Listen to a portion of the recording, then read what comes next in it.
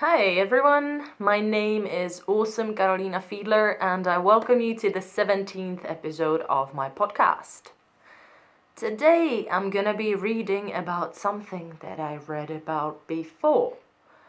I'm not gonna tell anymore, I'm gonna read straight away. So 10th of June. One more day before I go see Shimon. On one hand, I can't wait. On the other one, though, he's lost all the barriers. He got confident that I like him and he is now full speed. I am full speed too, on the very edge of getting too fast and overheating my old-schooled heart. And my inner turtle begs me to slow the fuck down. I told no one about him. That's how serious I am about what I feel. Usually, I tell everyone with the first sign of a crush for someone. But he already told his family about me, and I'm going to meet them tomorrow. Which would be way less scary if we knew each other for more than 12 days and some 2 weeks of texting. His full speed is about 3 gears faster than mine. And I realize this is only fear talking, but I'm really gonna have to stand my ground now. This is a test of how well I know myself, respect myself, and value myself. I believe that we both want the same thing. At the same time, I'm gonna have to communicate that my music is my priority, and my journey to lose all my fears is the most important thing. There we go. 7 years of being single suddenly seem like the easy times. But hey ho, let's embrace the change that I wished for those 7 years. Right. What do I now, almost a year later, take from what I've written there? I still definitely stand my ground. This is a thing that I've learned apparently sometime last year, how to stand my ground and keep my priorities and do not leave them behind just because I just met someone. I think that's a very important thing. I think a lot of people does that mistake whenever they meet someone new and it gets all excited. We all kind of want to throw things that are important for us just behind us, just forget them, because what's gonna happen if we're not gonna do this today, but tomorrow or whenever.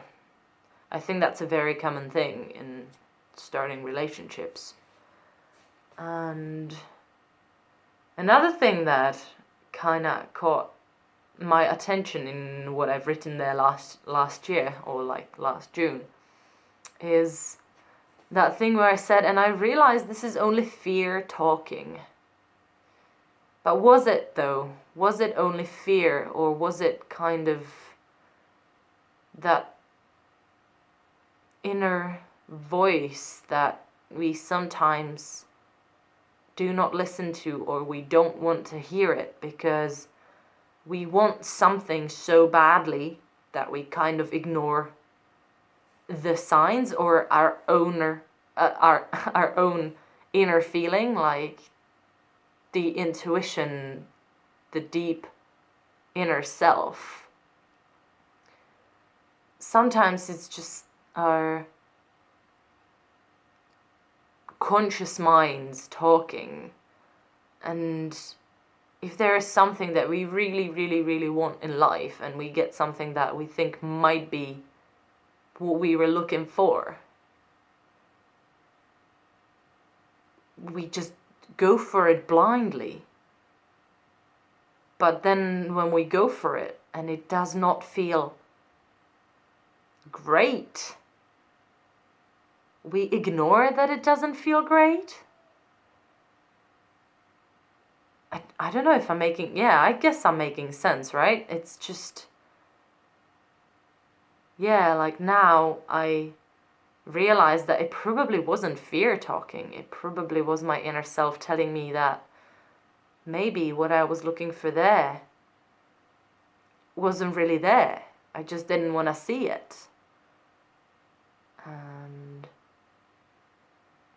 that's another thing I believe is happening so often to so many of us, not just in relationships, in anything that we really want, or if we're in a bad financial situation or whatever we don't have and we really want to, we kind of have the tendency to settle for the first thing that kind of looks like what we were looking for.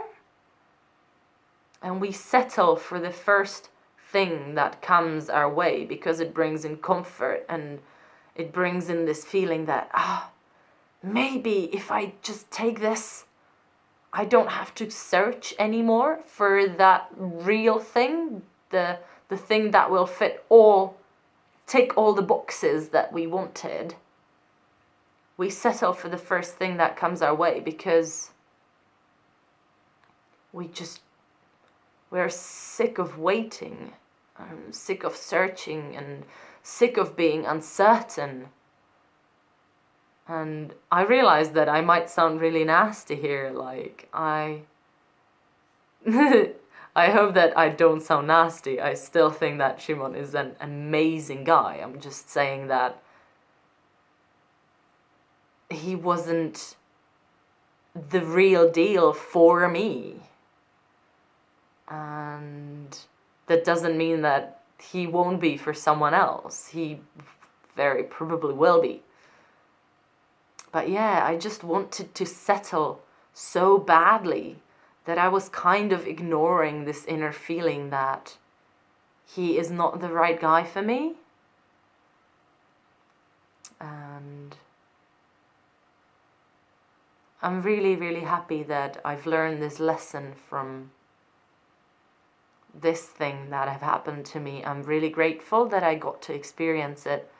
I'm really grateful that I ever met him because I think he is an amazing guy. So, this is I'm just talking too much now, so I'm gonna cut it. I think we all got the morals of this podcast. So, cool. I thank you for watching, for listening, and I will see you again next Sunday. Bye.